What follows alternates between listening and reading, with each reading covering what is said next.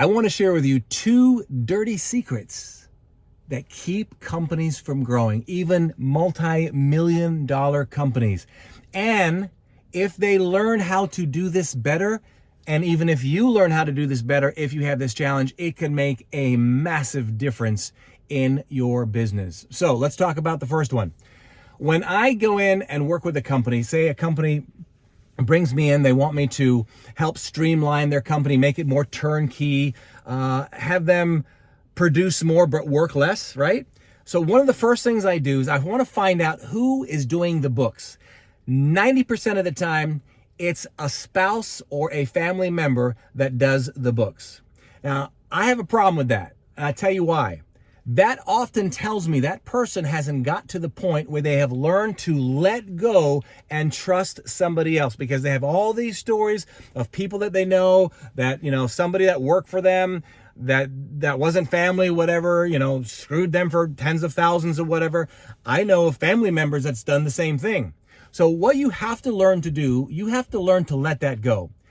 Think of any billion-dollar company, Sandals Resorts, Disney, any of these companies. Do you think the CEO sits there all day long and looks at his numbers and his books? No, he knows what the numbers are, but he is not responsible for that. He has people, financial officers, that are in charge.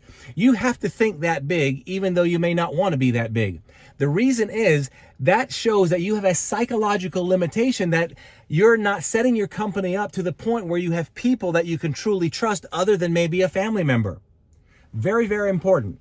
And the other reason people don't bring in an accountant or a bookkeeper is because they fear that somebody's going to see they're not doing as well as maybe they appear to be doing, or they're embarrassed about it.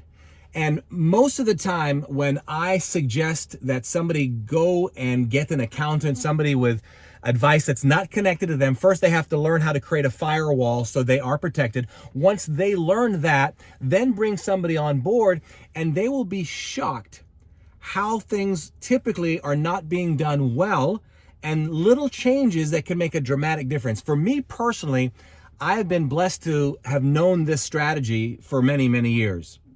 Sometimes I've done it correctly, sometimes I haven't. But the bottom line is, to this day, I spend no more than an hour a month going through my numbers, because I know I have a person or somebody or a company that's the implementation that I have of that person or that company handles everything for me.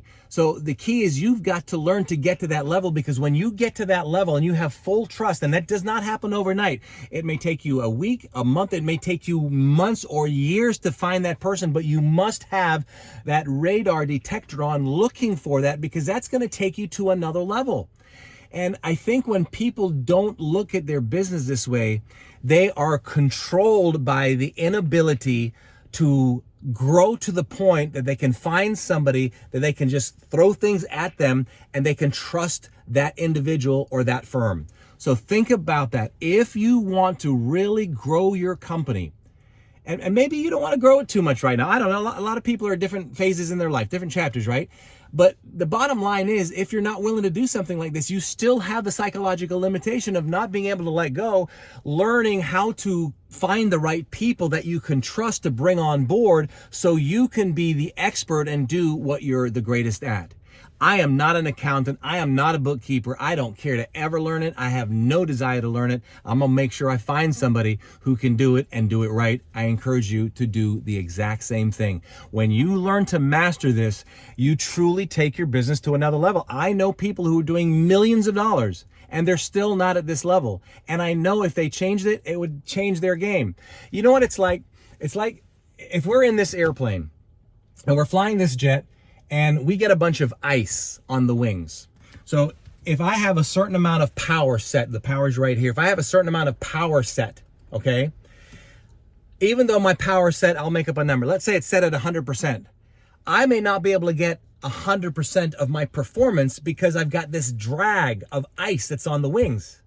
So I'm still at 100%, but I'm not performing 100%.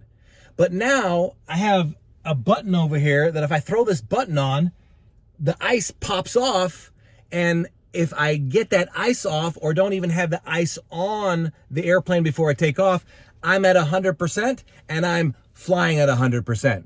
Well, here's what's going on with a lot of people with regards to their bookkeeping and their accounting.